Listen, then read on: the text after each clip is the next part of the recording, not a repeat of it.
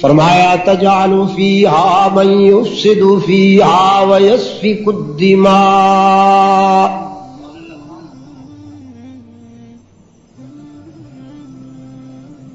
دنیا میں ایک ایسی مخلوق کو آپ بھیج رہے ہیں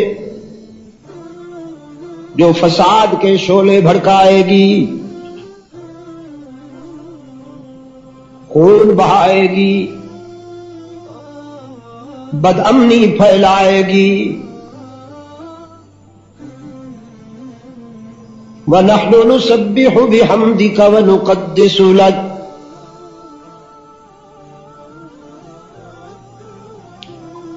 تیری تقدیس اور تسبیح کے سارے جلی و خفی تقاضے تو ہم پورے کر رہے ہیں۔ رب العالمین نے فرمایا عالم ما لا تعلمون،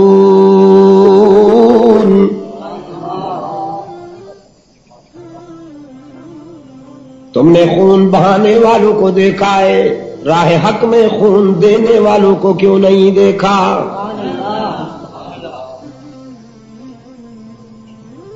بد امنی پھیلانے والوں کی لوح تقدیر پڑی ہے، امن و سلامتی کے علم برداروں کی لوح تقدیر کیوں نہیں پڑھی؟ اشرار کو پڑھا ہے، اخیار کو کیوں نہیں پڑھا؟ خطا کاروں کی لائف ہسٹری کا چیپٹر تم نے پڑھا ہے، ابراروں کی لوح تقدیر کا مطالعہ کیوں نہیں کیا؟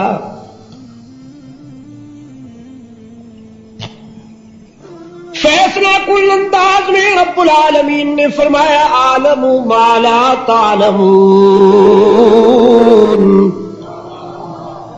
تم میری تسبیح بھی کرتے ہو، میری تقدیس بھی کرتے ہو، تم بھی سلامت رہو، لیکن میں نے اپنے محبوب کے لیے یہ انجمن سجانی ہے،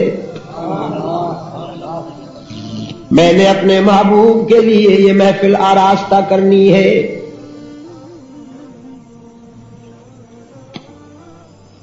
تم وہ نہیں جانتے جو میں جانتا ہوں، اعلم ما لا تعلمون،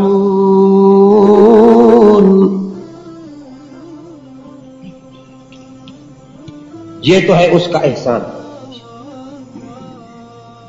نوریوں نے کہا ہم تیری تسبیح اور تقدیس کا حق ادا کرتے رہیں گے، انہیں مت بنائیے۔ رب العالمین نے فرمایا ہم نے اپنے تمام انبیاء، اپنے سارے رسول انسانی برادری میں سے ہی منتخب کیے، ہم نے انسان ہی کے سر پہ رسالت کا تاج سجایا۔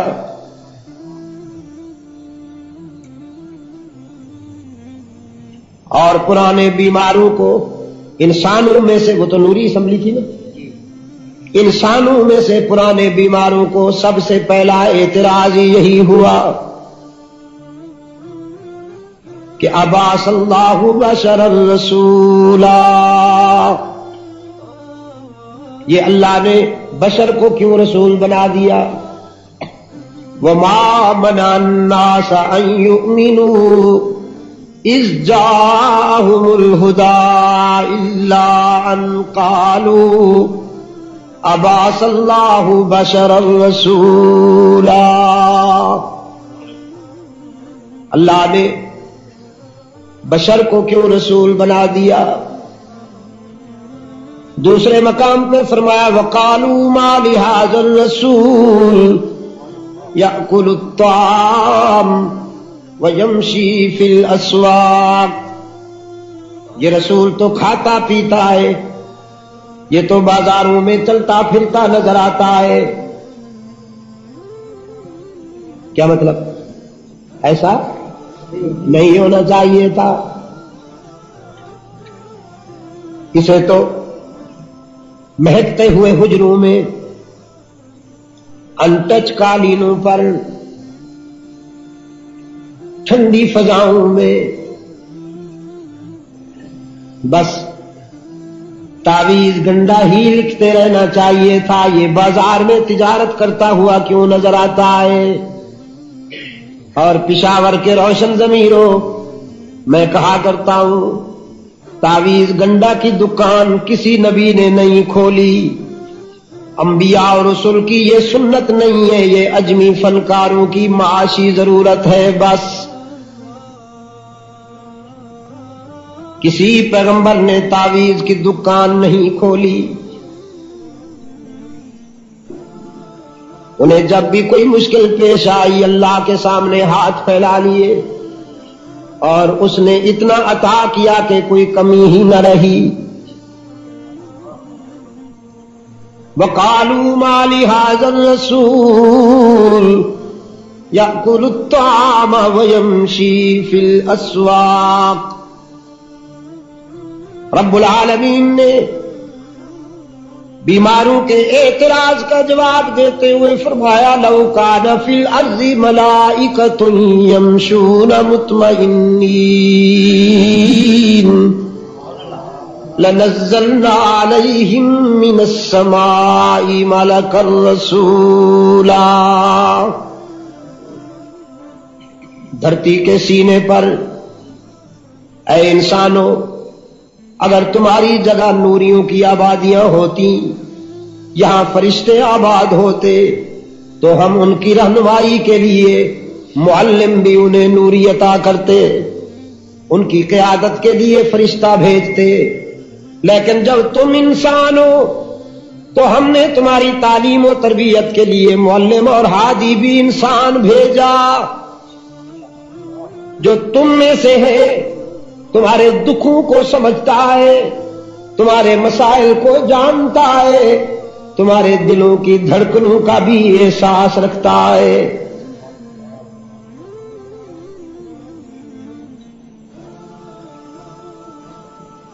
آپ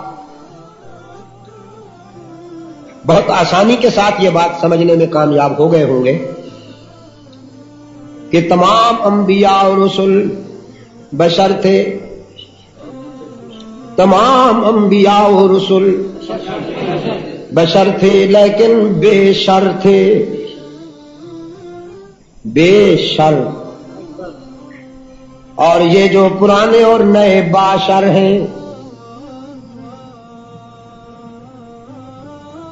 ان بیچاروں کو احساس کمتری کیوں لاحق ہوا؟ کمپلیکس فیلنگز کیوں آئیں؟ انہوں نے یہ کیوں کہا کہ نبی کو بشر کہنا نبوت کی توہین ہے؟ اس لیے کہ انہوں نے حیوانیت اور انسانیت میں فرق ہی نہیں کیا، انہیں پتہ ہی نہیں کہ مقام انسانیت کیا ہے۔ انہوں نے سمجھا انسان کی پہچان یہ ہے جس کا ایک سر ہو، دو کان ہوں، دو آنکھیں ہوں، دو بازو ہوں، دو پاؤں ہوں، اور اگر آنکھیں موٹی ہوں تو وہ خوبصورت ہے، حالانکہ یہ تو مسٹر گدھے کی بھی ہوتی ہے، اور اگر چمڑی سفید ہو تو یہ اس کو حسین کہتا ہے، حالانکہ یہ سفید چمڑی بھی بہت ساری چیزوں کی ہوتی ہے جن کا نام لیتے ہوئے بھی میں شرماتا ہوں۔ سیاہ بالوں، سفید چمڑی، متوازن اور سمارٹ باڈی، موٹی آنکھوں، چمکتے دندان اور متوازن اعضاء تناسق کا نام انسانیت نہیں، انسانیت کسی اور چیز کا نام ہے۔ ابن ام مکتوم کو آنکھیں نہیں ملی، لیکن وہ اتنا اچھا انسان ہے کہ حضور جب احد پر تشریف لے گئے، غزوہ احد پر، تو کسی نابینے کو اپنا نائب بنا کے گئے مسجد نبوی میں۔ یہ کس نے کہا؟ قرآن تو کہتا ہے کہ جس کی چہرے کی آنکھیں نہ ہوں وہ اندھا نہیں ہے، اندھا وہ ہے جس کے دل کی آنکھیں نہ ہو، دل کی بینائی نہ ہو. لا تعمل ابصار ولکن تعمل قلوب التی فی الصدور. میں نے بعض ایسے نابینے دیکھے ہیں کہ جن پر بلا مبالغہ کئی بینا قربان کیے جائیں. فار ایگزامپل میں ایک کا نام لیتا ہوں، وہ تو صحابہ کی بات ہے نا. صحابہ تو ویسے بھی کائنات انسانی کے معیاری کردار ہیں، آئیڈیل کیریکٹرز ہیں. میں اپنے دور کی بات کرتا ہوں. حضرت قاری فتح محمد صاحب پانی پتی، میں نے مدینہ طیبہ میں انہیں تقریباً 6 مرتبہ دیکھا. بہت پیار کرتے تھے وہ مجھ سے. مادرزاد نابینا تھے، پیدائشی نابینا تھے. پھر فالج کا حملہ ہوا، ہاتھ بھی مفلوج ہو گئے، پاؤں بھی مفلوج ہو گئے، زبان بھی مفلوج ہو گئی. دیکھ پہلے نہیں سکتے تھے، پھر چل بھی نہیں سکتے تھے، پکڑ بھی نہیں سکتے تھے، بول بھی نہیں سکتے تھے. لیکن یہ جو خوخا صدیق اکبر ہے نا باب السلام کے ساتھ، یہیں حضرت قاری صاحب رحمت اللہ علیہ ڈیرے لگاتے تھے. عصر کی نماز میں آتے تھے، عشاء پڑھ کے ان کو شاگرد اس میں چیئر لفٹ میں لے جاتا تھا. نماز عصر کے بعد پاکستان، مصر، اردن، ترکی، انڈیا، شام، عراق اور دوسرے مسلم ممالک کے حفاظ اور قراء حضرت قاری صاحب کے ارد گرد جمع ہو جاتے تھے اور تلاوت کرتے تھے کہ اگر ہم میں کوئی غلطی ہو تو اصلاح کر جائے. اب 10-12 آدمی پڑھ رہے ہیں، کسی کی آواز اونچی ہے، کسی کی آہستہ ہے، کسی کی آواز باریک ہے، کسی کی موٹی ہے، کوئی تیز پڑھ رہا ہے، کوئی آہستہ پڑھ رہا ہے. لیکن یہ میرا ایکسپیرینس ہے، میرا مشاہدہ ہے. میں خود یہ منظر دیکھتا تھا کہ اگر کسی سے اخفاء و اظہار میں بھی غلطی ہوتی، ایک ہاتھ قاری صاحب کا کام کرتا تھا تھوڑا سا، تو اس ہاتھ کی انگلی اٹھا کے کرتے تھے. بول تو نہیں سکتے تھے، اس جس طرف ذرا غلطی ہو رہی ہوتی تھی ادھر انگلی کر کے کہ غلط پڑھ رہے ہیں. وہ پھر چپ ہو جاتا، پھر دہراتا. اگر پھر بھی غلطی ہوتی تو یہ انگلی یوں کرتے تھے کہ ٹھیک نہیں ہوا. پھر ان کا ایک شاگرد اصلاح کے لیے بیٹھا ہوتا تھا، وہ اس جملے کی جب اصلاح کرتا تو پھر انگلی سے یوں کرتے کہ اب چلو. 10-12 آدمی بیک وقت قرآن مجید پڑھتے تھے اور ان میں سے کوئی چھوٹی سی بھی غلطی کرتا تو اس کا دل بینا فوراً پکڑ لیتا. میں اسے اندھا کہوں؟ آپ مجھے بتائیے میں کیسے اندھا کہوں؟ اور پھر وہ جو پڑھنے والے ہوتے تھے زاروں قطار روتے بھی تھے. خصوصاً مصری حضرات پر اتنی رقت طاری ہو جاتی، ہچکیاں بند جاتی یہ منظر دیکھ کر کہ دیکھو چل نہیں سکتا، بول نہیں سکتا، پکڑ نہیں سکتا، دیکھ نہیں سکتا، لیکن قرآن کا عشق تو دیکھیے اور پھر قرآن کی وفا تو دیکھیے. یہ قرآن سے نبھا رہا ہے اور قرآن اس سے نبھا رہا ہے. لا تعمل ابصار ولکن تعمل قلوب التی فی الصدور. انسانیت موٹی آنکھوں کا نام نہیں ہے بابو، مولوی صاحب. انسانیت سفید چہرے کا نام نہیں ہے. مسٹر ابو لہب اتنا حسین تھا کہ ماں نے اسے ابو لہب کا ٹائٹل دیا. نام تو اس کا کیا نام تھا ابو لہب کا؟ عبد العزا. عبد العزا، عزا کا بیٹا، عزا کا بندہ. لیکن چہرہ اتنا چمکتا تھا اس کا کہ ماں نے کہا میرا بیٹا تو شولو کا بھی باپ ہے، ابو لہب شولو کا بھی باپ ہے، لیکن وہ جہنم میں جل رہا ہے. اور حبشے کا سیاہ فام وہ یہاں فرش پہ چلتا ہے. تو اس کے جوتوں کی آواز جنت میں سنائی دیتی. سبحان اللہ. اس کے لیے جنت ترستی ہے کہ میرے دامن میں یہ کب آئے گا. کیونکہ میں بینی خلاف آدمن نیست آدم بل خلاف آدمن. یہ جو آپ دیکھ رہے ہیں یہ خلاف ہیں آدم کے. ان کے لیے نرم سے نرم الفاظ حیوان ناطق کہہ دیجئے. نرم سے نرم الفاظ. اور قرآن تو کہیں کہیں اتنا غضبناک ہے کہ انہیں کل انعام کہہ کے بھی چپ نہیں رہتا بل ہم اضل کہتا ہے.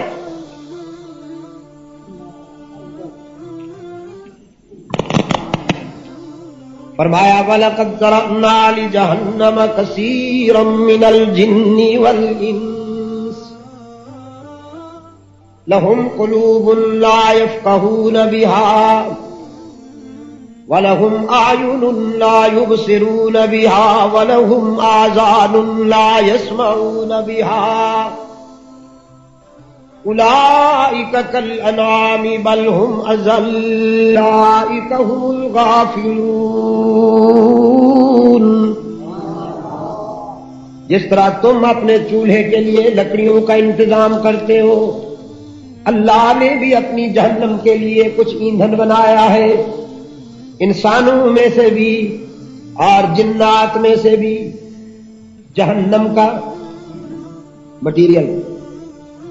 قرآن کریم نے ان کی پہچان بتائی.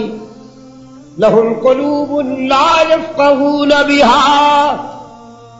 ان کے سینوں میں دل ہے لیکن تفقہ سے خالی. وَلَهُمْ أَعْيُنٌ لَا يُبْصِرُونَ بِهَا. آنکھیں تو ہیں لیکن بصیرت سے خالی. وَلَهُمْ آذان. کان تو ہیں لیکن حق کی سماعت سے خالی.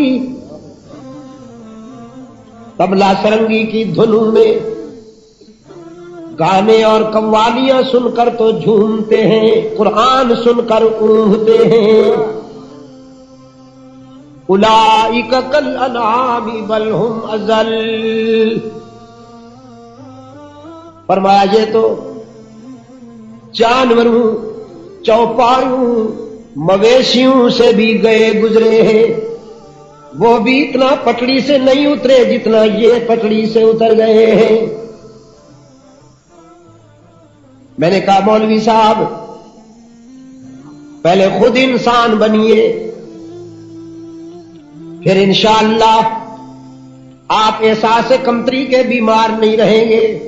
پھر سر اونچا کر کے فخر کریں گے کہ نبی ہی تو اصل انسان ہوتا ہے. باقی جس کو بھی انسانیت ملتی ہے اسی کی تعلیم و تربیت کے فیض سے ملتی ہے.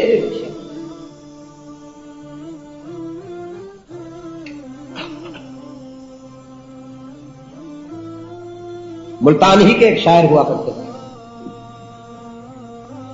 بڑا اچھا شعر کہا. فرمایا اسد فیوز در مصطفیٰ کے کیا کہنے.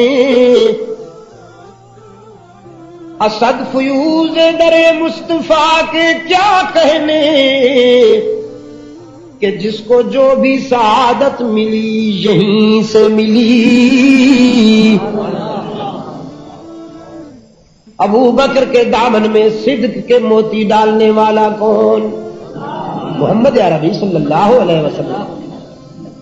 فاروق کو ذوق عادل کی تعلیم دینے والا کون؟ محمد عربی صلی اللہ علیہ وسلم. عثمان کو ذوق شرم و حیا اور ذوق جود و سخا کی تعلیم دینے والا کون؟ محمد عربی صلی اللہ علیہ وسلم. سیدنا علی المرتضیٰ کو زہد و ولایت کا ذوق کی تعلیم کس نے دی؟ خالد بن ولید کو سرفروشی کا ذوق کس نے عطا کیا؟ رحمت عالم صلی اللہ علیہ وسلم کی تعلیمات نے نا. میں انہیں بشر کہتا ہوں. سلمان اور بلال، عبد الرحمن ابن عوف، ابو ہریرہ، سعد ابن ابی وقاص، عمرو ابن عاص، معاویہ بن ابی سفیان، حسن و حسین، احمد ابن حنبل، مالک، شافعی، ابو حنیفہ، عبد القادر گیلانی، ابن تیمیہ، غزالی، رومی، شاہ ولی اللہ مجدد الفسانی، محمود حسن امداد اللہ مہاجر مکی، کفایت اللہ محمد الیاس، سید مدنی، شاہ بخاری، شاہ اسماعیل شہید، شاہ عبد العزیز، شاہ عبد القادر، شاہ عبد الرحیم، ایسے بشر ہوتے ہیں کہ جو فرش پہ چلتے ہیں، جن کے عروج پر اللہ کے فرشتے عرش پر رشک کرتے ہیں.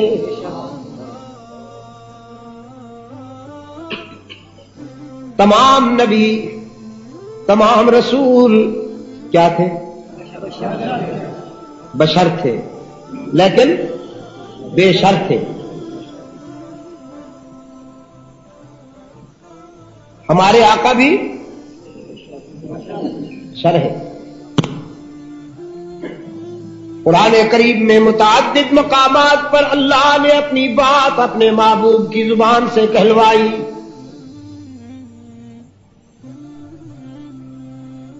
فرمایا قل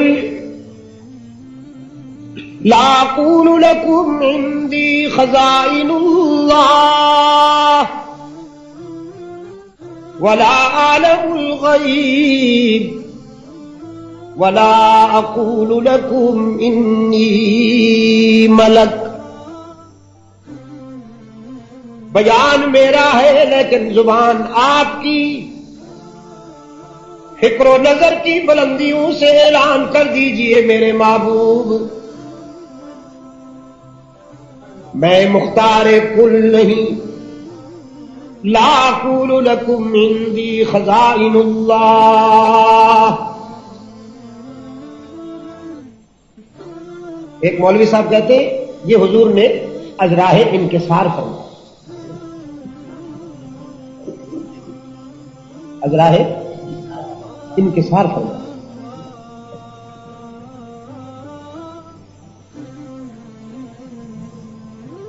غریبی بہت بری بلا ہے، لیکن فکری غریبی سے اللہ محفوظ رکھے. یہ جو ذہنی افلاس ہے، ذہنی افلاس، اللہ اس سے محفوظ رکھے.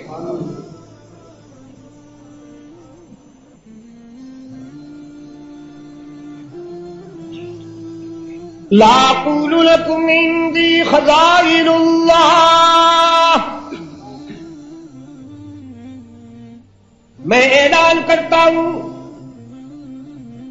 میرا دعویٰ نہیں کہ میں اس کے خزانوں کا مختار ہوں. ولا عالم الغیب، اور نہ میں علام الغیوب ہوں. ولا اقول لكم انی ملک، اور نہ میں یہ دعویٰ کرتا ہوں کہ نوری ہوں. مختار کل وہ، میں قاسم ہوں وہ دینے والا ہے. میں متعلم ہوں وہ بتانے والا ہے. میں انسان ہوں وہ لم یلد ولم یولد ہے. میرا خاندان وہ برادری سے پاک، میرے والدین وہ ان رشتوں سے پاک. ادھر بیٹیاں بیٹے وہ بیٹوں بیٹیوں سے پاک. یہ سوال کرنے والا وہ دامن بھرنے والا.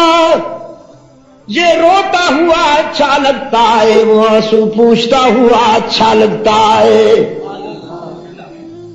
اس کی دولت عاجزی ہے اور اس کی پہچان کبریائی ہے.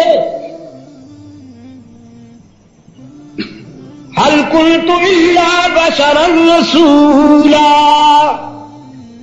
رحمت عالم صلی اللہ علیہ وسلم نے قرآن کے لہجے میں اعلان کر دیا،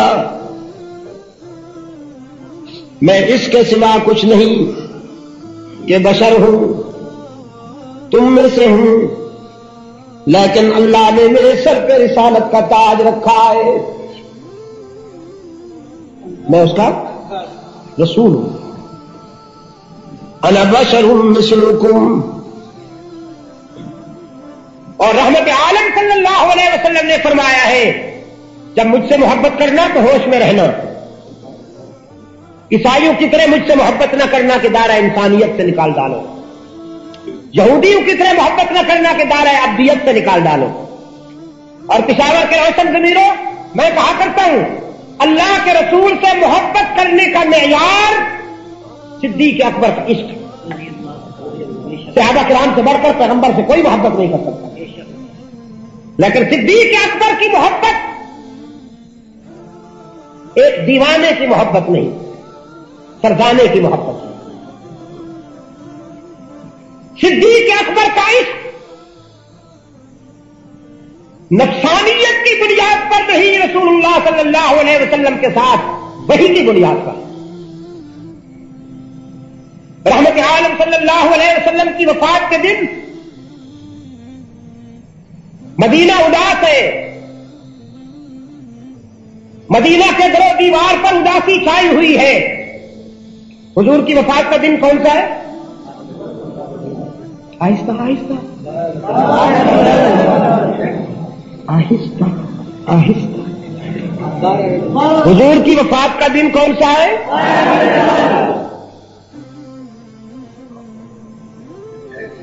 مدینہ اداس، حسنین کی آنکھوں میں آنسو، اور سیدہ فاطمہ کا دکھ.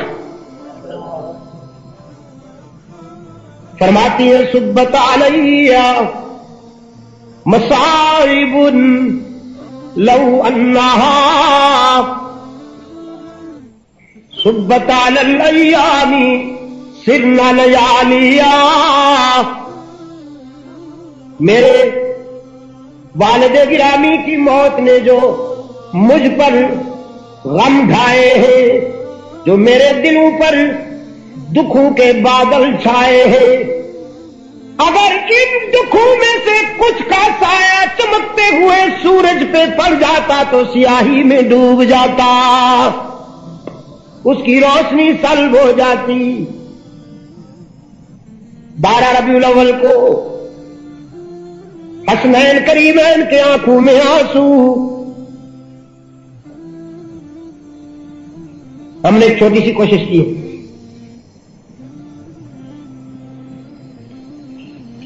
اللہ آپ کو توفیق دے کہ آپ اس کو پھیلائیں. 12 ربیع الاول کو سیدہ فاطمہ رضی اللہ تعالی عنہا کی آنکھوں میں آنسو، اور فاروق اعظم رضی اللہ تعالی عنہ تو تلوار ہاتھوں میں لیے ہوئے ہیں، مدینہ کے گلی کوچوں میں کہتے پھر رہے ہیں خبردار اگر کسی کی زبان پر یہ لفظ آئے کہ حضور فوت ہو گئے ہیں تو نہیں بچ پائے گا، اڑا دوں گا. صدیق اکبر رضی اللہ تعالیٰ عنہ نے سنا، قریب آئے، فرمایا لیک یا ابن الخطاب، او خطاب کے بیٹے ذرا بیٹھو، میری بات سنو. فاروق اعظم بھی بیٹھ گئے، باقی سارا مدینہ بھی جمع ہو گیا. دیکھیں آج کے دن اس عاشق کے ساتھ کا ری ایکشن کیا ہے، اس کا امپریشن کیا ہے. صدیق اکبر رضی اللہ تعالیٰ عنہ اس کے رسول میں کتنے باہوش ہیں. دیکھیے فرماتے من کان یعبد محمدا فإن محمدا قد مات ومن کان یعبد اللہ فإن اللہ حی لا يموت. او ابن خطاب تم بھی سنو، باقی سب بھی سنے، اور قیامت تک امت کے ہر فرد تک یہ بات پہنچے کہ محمد ہمارا محبوب ہے، معبود نہیں. رحمت عالم صلی اللہ علیہ وسلم ہمارا محبوب ہے، معبود نہیں۔ جس نے رسول اکرم کو معبود سمجھ لیا تھا، میں بڑے افسوس کے ساتھ اس کے غم میں برابر کا شریک ہوں کہ آج اس کا معبود فوت ہو گیا۔ لیکن جو اللہ کو معبود سمجھتا ہے اسے کوئی دکھ نہیں کہ وہ زندہ تھا، زندہ ہے اور زندہ رہے گا۔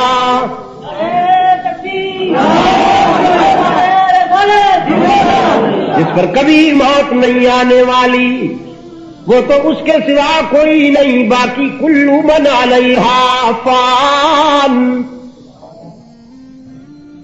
جس نے پیدا ہونا ہے وہ ضرور موت کا مزہ چکھے گا، وہ نہیں مرے گا جو پیدا نہیں ہوا۔ جو پیدا ہوا وہ ایک دن ضرور مرے گا، نہ صحت بچائے گی، نہ دولت بچا پائے گی، نہ ڈاکٹروں کی ٹیم بچا سکے گی، نہ برادری بچا سکے گی، نہ لیڈری کام آئے گی، سب نے چلے جانا ہے۔ فاروق اعظم غور سے سن بھی رہے اور اندر سے ٹوٹ بھی رہے کہ اس شخص کی زبان سے تو ہمیشہ سچ ہی نکلتا ہے، اگر یہ بھی کہہ رہے تو پھر تو یہ حادثہ ہو گیا۔ اب صدیق اکبر نے قرآن کریم کی آیت کوٹ کی، وَمَا مُحَمَّدٌ إِلَّا رَسُولٌ قَدْ خَلَتْ مِن قَبْلِهِ الرُّسُلُ أَفَإِن مَّاتَ أَوْ قُتِلَ انقلبتم على أعقابكم فمن ينقلب على عقبيه فلن يضر الله شيئا وسيجزي الله الشاكرين۔